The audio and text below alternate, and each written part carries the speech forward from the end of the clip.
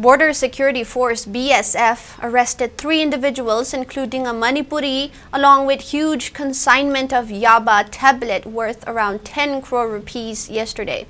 According to a report of Northeast Now, based on a specific input, a team of BSF unit conducted an operation and intercepted a truck traveling from Imphal along Imphal-Silchar route that headed towards bordering area near Silchar, Assam.